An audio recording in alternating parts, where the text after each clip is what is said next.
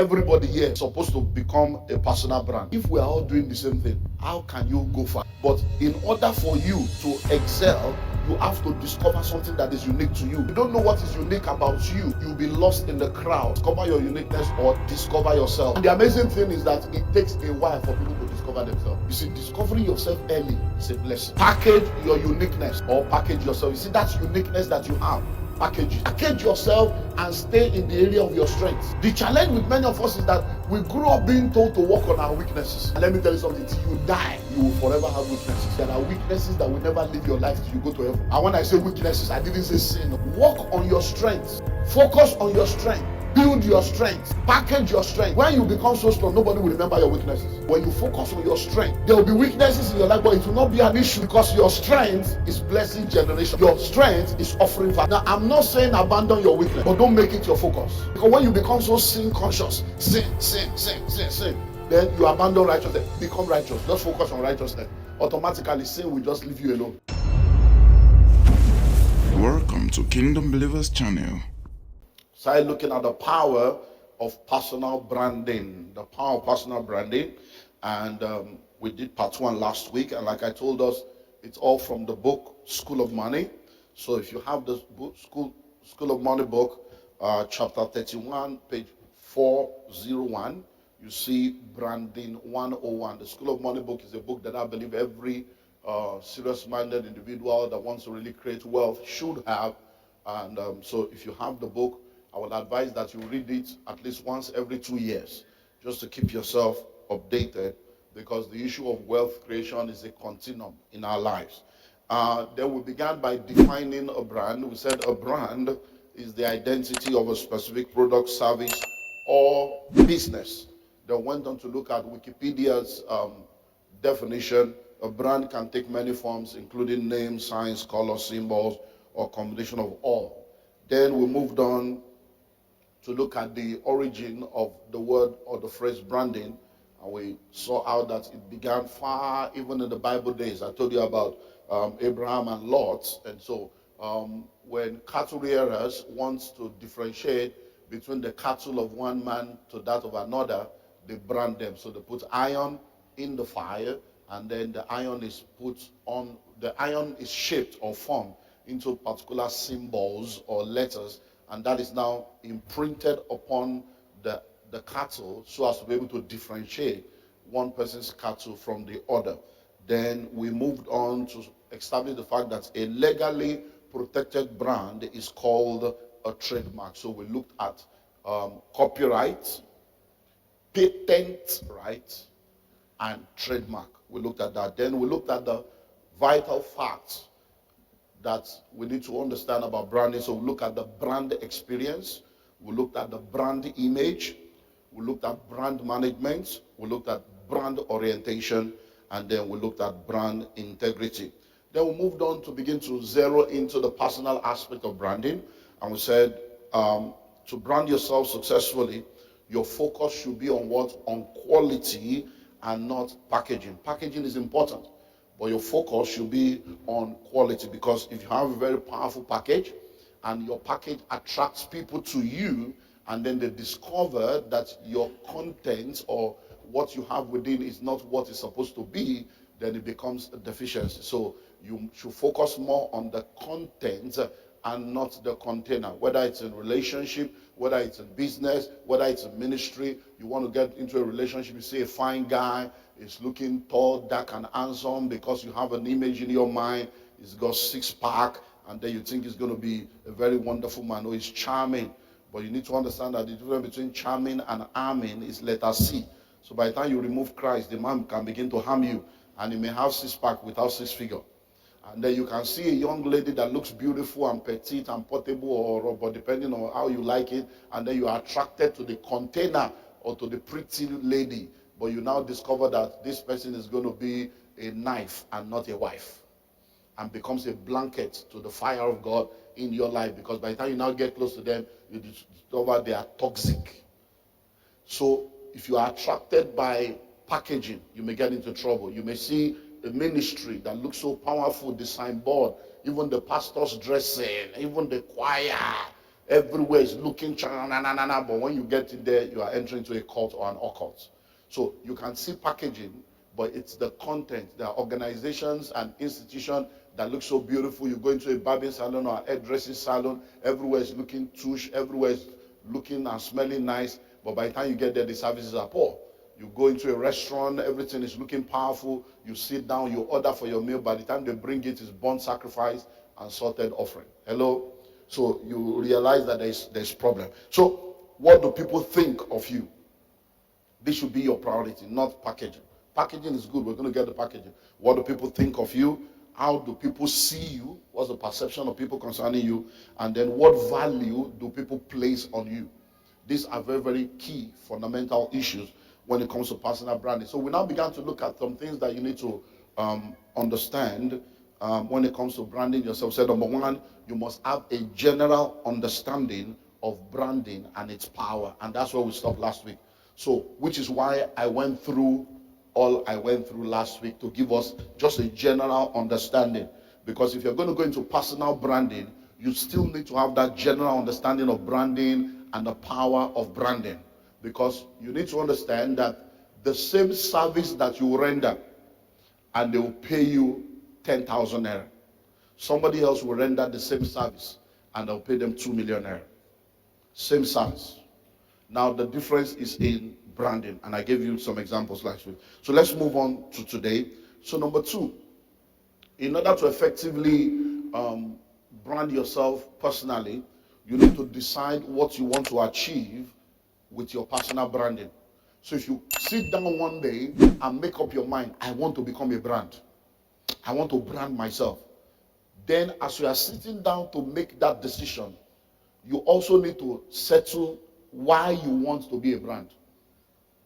Why? You want a situation where when they mention your name, people will remember and know you. So why? Why do you want to be a brand?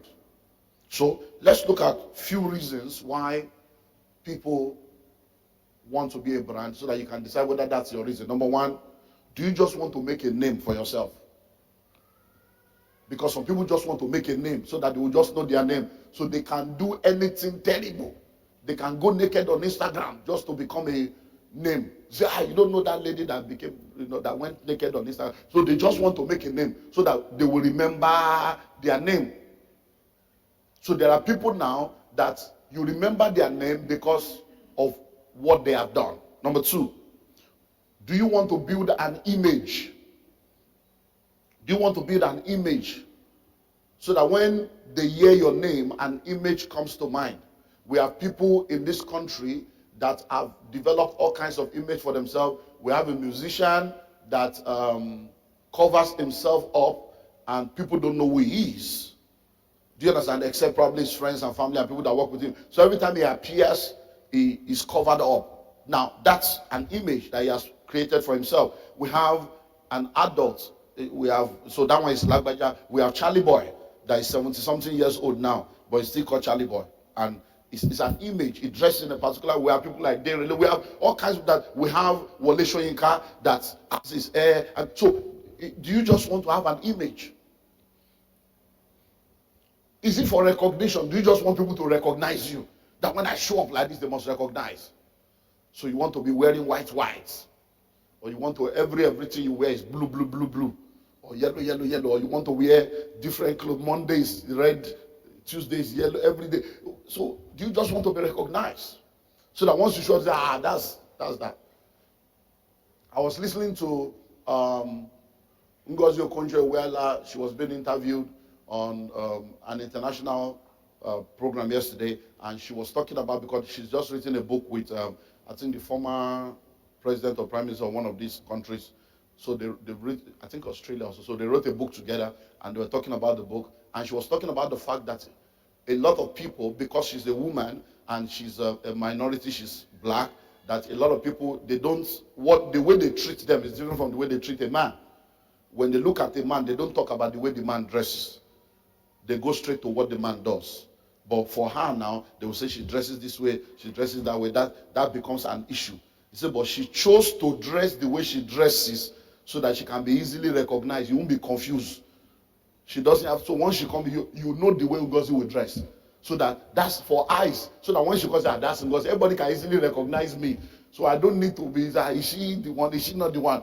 So I said, okay, recognition. Okay, that's good. That will help my message tomorrow. So do you just want to be recognized? We have Mark Zuckerberg of Facebook. He just wears t-shirts, and Apple guy normally does that. And he said he has many of those t-shirts. So he does that because he doesn't need to think of what to wear, so that he can use his brain to think of something serious. So when he wakes up, he just pick one. It's the same color. It's the same. So you don't need to say, okay, what did I wear last week? Oh, many of you now, to come to church today, you are like, what am I wearing tomorrow? No, that's what I wore 3 weeks ago. As if you are the pastor, they will really see what you wore. Even pastor doesn't care what you wear. You say, you know that. And I'm like, okay, so you mean people come to church and they will look at your shirt and say, no, that's what he wore last week. You mean that?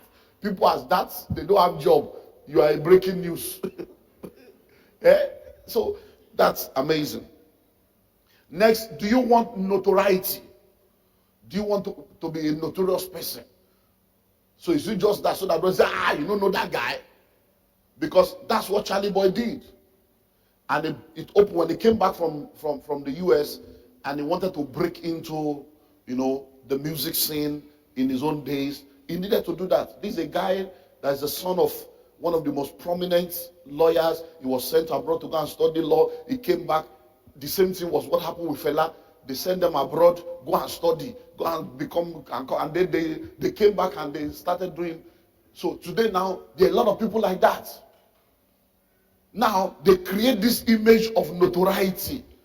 And people have all kinds of things that they think about them. I remember when we invited Charlie Boy and he came here and we're discussing another stuff. And he was telling me a lot of them. I'm like, this is, he said, Pastor, you see, no, see, when I go market, I go look for the thing we get skeleton, we get score. Because if I just buy normal ring, it no go work. But when I wear score, they go say, he did occultism. He did this one, he did that one. He says, all those things, now they make us popular. Now I say, hey. So, but people will feel that, these guys, they are occult guy, this guy. It's amazing. Do you want mystery? That's what Lagbaja did. Mysteries, mysterious. Who is he? Who is he? Who is he? So what's your reason? So all these are things that you need to sit down and settle. Some people want to become a brand so that they can make money. We have a lot of social media influencers that are making money. So they just want to get followers so that they can now begin to sell and begin to make money. So that's very, very, very important for you to settle for yourself. Number 3, discover your uniqueness. Discover your uniqueness or discover yourself. If you don't know what is unique about you, you'll be lost in the crowd. Because now we are talking of personal branding. That means everybody here is supposed to become a personal brand. If we are all doing the same thing, how can you go far? Do you understand? But in order for you to excel, you have to discover something that is unique to you. I can name 10 comedians now, and even though they are all comedians, they are different. So if I mention Ali Baba, you know the way he does. If I mention Basketman, you know the way he flows. If I mention Gordons, you know the way. If I mention Akboro, you know the way he flows. So as I can mention 10, 20 comedians, they are all comedians. But there's something unique to them. I can mention 10 musicians. I can mention 10 actors and actresses. But there's something unique to them. That's what you need to do if you're going to become a personal brand. You need to find out what is unique to me, and then you push that uniqueness. Do you understand? So for me now, as a public speaker, I know that I am very, very practical. So I insist on making sure I break it down. By the time I'm through, even a child will understand what I'm saying. I break it down, and then I'm very blunt and sharp. What people cannot say, I say. So I have identified that, so I sit down there. I stay there. So when I get to a place and people are shying away from, so I say, you see, you don't want to mention it. I will now go to that area that nobody's going to, and I go practical, I go raw. That's my uniqueness. So I've identified uniqueness in different areas, and then you stay there and don't try to be like somebody else. I've gone to churches where I have a friend in Abuja in one of these churches. By the time I'm through, the guy is always like, I don't know. That what you say, even me that I'm the pastor, I can't say it though. That they will get angry. But when you say it, they'll be laughing and they love you. Anytime we say, we should invite Pastor Olumide, Pastor Olumide. Say, but you just insult them, you finish them. You say, me? I can't mention you are a fool on my pulpit in this church. Never. They will just, before you know it, the news will go out. You say, but you did. I say, but that's my vocabulary. It's not I wrote a book on this thing. It's not an insult. It's a question. Are you a fool? I'm asking you a question. You answer me. It's not a... So discover yourself. And the amazing thing is that it takes a while for people to discover themselves. And one of the blessings you can have in my biographical audio program, The Secret of My Journey, the first thing I wrote there is the fact that I started early. You see, discovering yourself early is a blessing. And that's why when I see young people that are wasting away their life, thinking that there is still time, I'm amazed. I started this church at the age of 25. How many 25-year-old boys or girls have started anything in their life? Business, you have not started. Ministry, you have not started. All you can start is to start relationship. And you are wondering why your life is the way it is. Hello? So you find out that if you discover yourself early, at 30, I'm confused. 35, what is my purpose? How do I discover purpose? At 35? At 35, you are still confused? Number 4, package your uniqueness or package yourself. You see that uniqueness that you have, package it. Package it. So when I discovered that I have special grace and special wisdom and special information in the area of relationship, in the area of finance, in the area of leadership, what did I do? I kept developing myself more in those specific areas. It doesn't mean that if you say we should do deliverance, I won't do. It doesn't mean if you say we should, but I now decided to focus on that. And I began to package myself as that common sense guru, relationship expert, world clinical. You begin to package yourself. So if somebody calls me and say they have deliverance conference, I will go. But I won't go and say, Olumide Emmanuel present deliverance. I won't do that. I won't present myself. I will only do that within the confines of my church as a pastor fulfilling my assignment. But to project myself as a deliverance minister, I won't do that. To say I'm doing Olumide Emmanuel miracle crusade, I won't do that. Not because I can't do miracle, I don't believe in miracle, but I will not go and be projecting myself as a crusade speaker, evangelist. No. When people invite me, it's on my form. I don't do crusade. I don't do night vigil. I write it there. So if you are inviting me for night vigil, forget it. I'm not coming. Not because I can't. Do you understand now? So it's all about package yourself and stay in the area of your strength.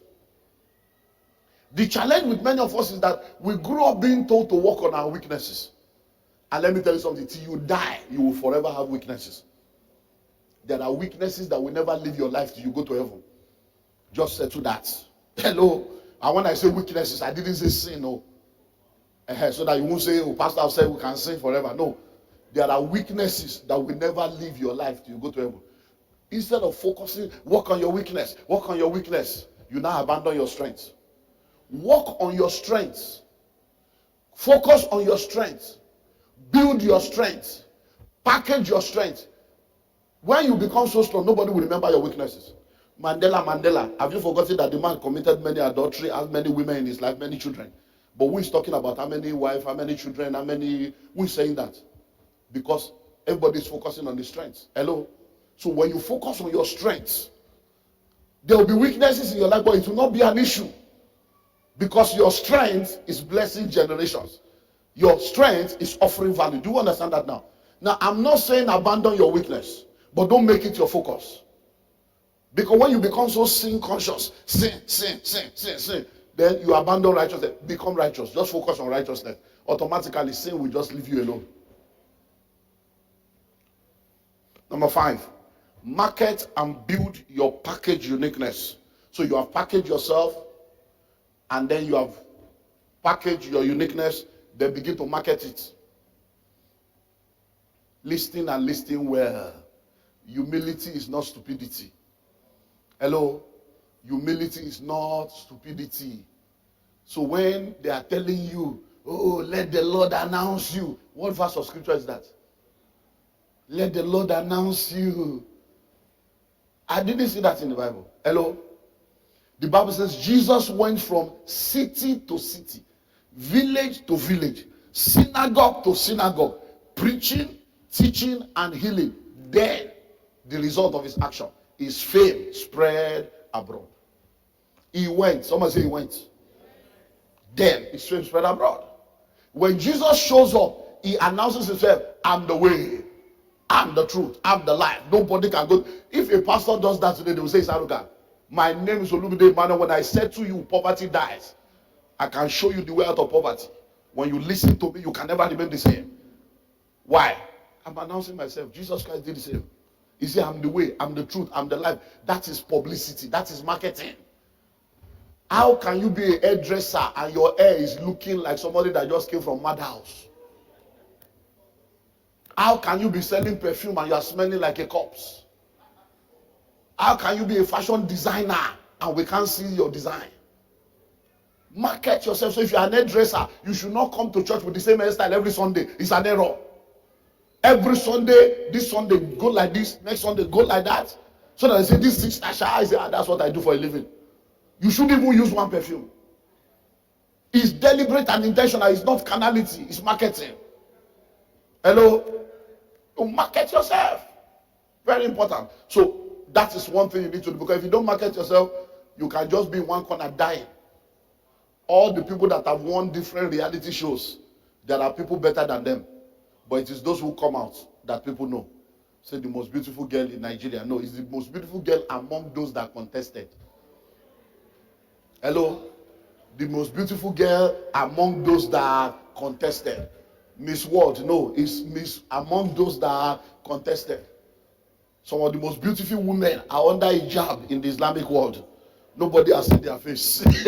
Hello? So all these things you need to understand. Market yourself.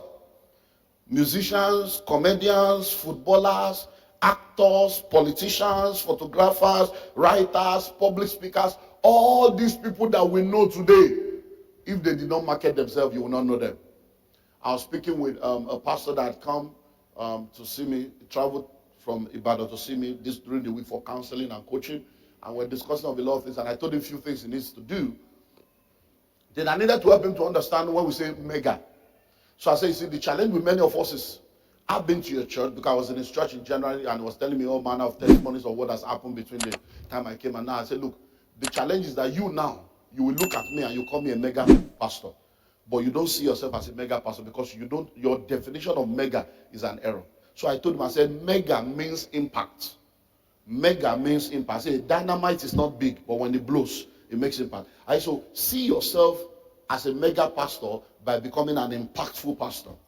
When you make impact upon the 6, 12, 30, 40, 200 members you have, you're a mega pastor. When you make impact within your community, I see because many of those pastors, we have gone around the world.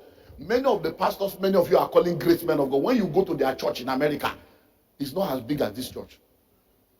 But they are on TV, they are everywhere. They go on missionary trip, they do all kinds of, because they went round. People now say, mega church, mega pastor. Kenneth Hagin never left America. Hello? He never left America. He didn't have American passport to leave America. But everybody, Kenneth Hagin, go to the Kenneth Hagin, go and see the chapel there. The guy didn't even have, so they built a chapel. Go and see the chapel. Miles Moro. Go to Bahamas and see his church. And see whether it's big or not. You would say, hey, you mean this is the Miles Moro? We thought it would be like 10,000. No, it's impact. Mike Murdoch, go to his wisdom house in Texas. You will see this. Hey, Mike Murdoch. Why? It's not about the size of the church. Hello? It's about the impact they have made on their generation. And once you understand that, you begin to move ahead in life. So let's wrap up with. Thank you for being part of this prayer section. We have more videos right on this channel to show you, but before then, smash the like button and also do to subscribe if you're new to this channel. And you can also share this video with a friend so that you also be a blessing to them.